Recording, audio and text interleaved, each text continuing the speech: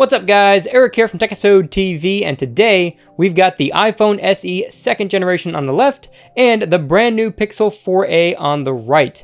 This is the cheapest phone that Apple has ever released at $399 against Google's cheapest phone at $349.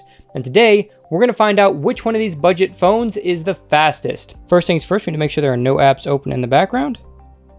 And there aren't, so we are good to start the test. So the way this test works is I'm going to be opening 28 apps on both devices to see which phone can open apps the fastest. Then I'm going to go backwards through the apps to see which phone can keep the most apps open in RAM. At the top, you'll see a counter to show you which phone is opening apps faster. This video was filmed at 60 frames per second, and I'll be watching the replay frame by frame to determine which phone completely finished loading the apps first. If the phones open apps within about an eighth to a quarter of a second of each other, neither phone will get a point because that could just be the time difference between me pressing on one screen versus the other. Now the reason I call this a real world speed test is because I'm opening apps that you'll actually use on a day-to-day basis. In many other speed tests, people are opening more than 5 games at a time, they're transcoding video files, and doing a bunch of things that you'll never actually do during a normal day. Now, don't get me wrong, those tests are still valuable to see how devices perform at their limits, but they aren't the best example of how phones are going to perform on a day-to-day basis. So that's what this test is for, and I hope it paints a pretty clear picture of how these devices will perform for the average person. And I know that fair tests are extremely important to you guys, so if you check in the description, you'll see a full list of everything I did to make this as fair of a test as possible, and I highly recommend you guys check that out because I did a lot of different things. And in case you guys are wondering, this is playing back in real time to give you guys a good idea of how fast these phones are.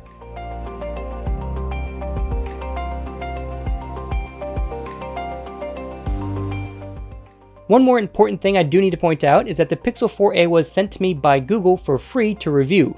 However, I'm not being compensated for any of my Pixel videos, and Google won't be getting a pre-screening of this video either, so they'll be seeing it for the first time right alongside you guys. The iPhone SE, on the other hand, is a phone that I personally purchased to review.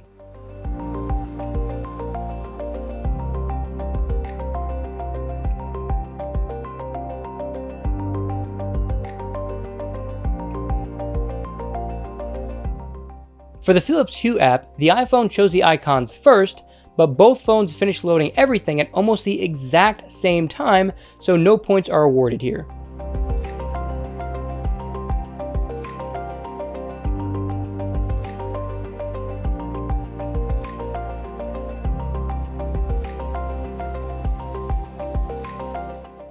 Zillow opens just a few frames faster on the Pixel, but it's way too close to award a point to the Pixel here.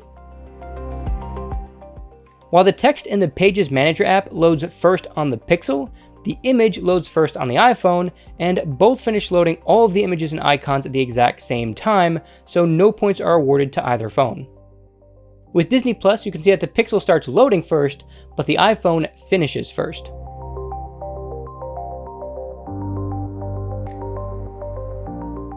Since we're doing a speed test, did you guys know that if you tap the like button below, your phone will get 20% faster? If you subscribe, it'll get 80% faster, and if you turn on notifications, it'll get 200% faster? Actually, none of that's true, but if you like this type of speed test, let me know by dropping a like down below.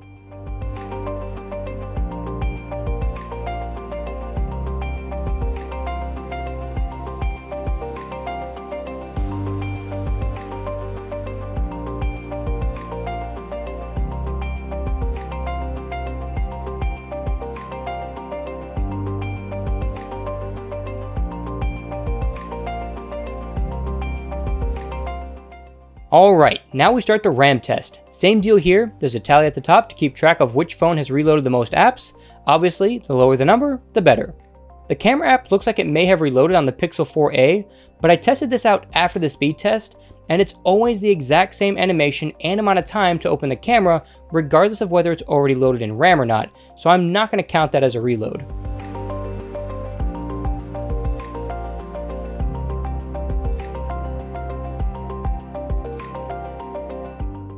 The Pixel 4a refreshes the results in the Zillow app, but it did have all the properties shown when it opened, so I'm not going to count that as a reload.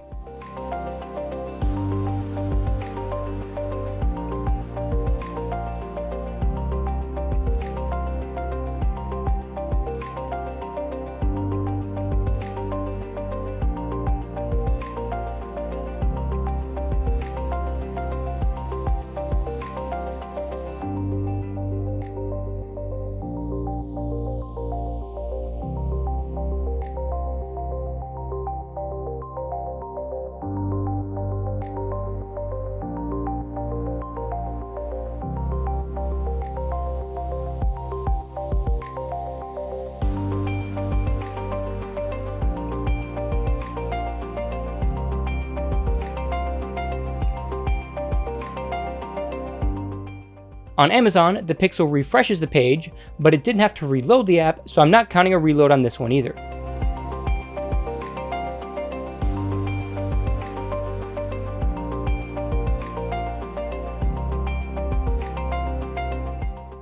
We have our first reload on the iPhone SE with Mario Run.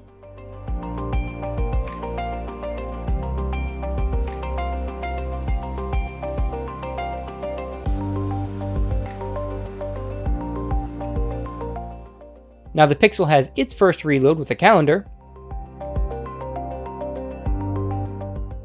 Then another reload with the Gmail app.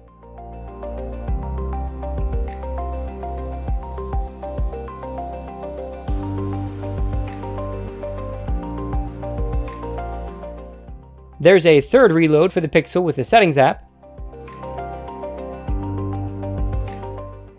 And finally, a fourth extremely long reload for the Pixel 4a on Asphalt 9.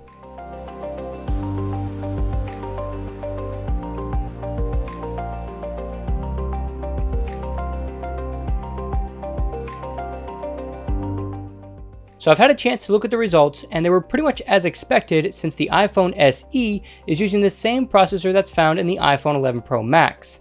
Meanwhile, the Pixel 4a is getting by with just a Snapdragon 730G, though I was surprised to see the Pixel take a few wins when opening apps, and it was impressive to see that the Pixel was able to keep 24 apps open in RAM before it had its first reload. All of that aside, there's so much more to choosing a smartphone than just speed.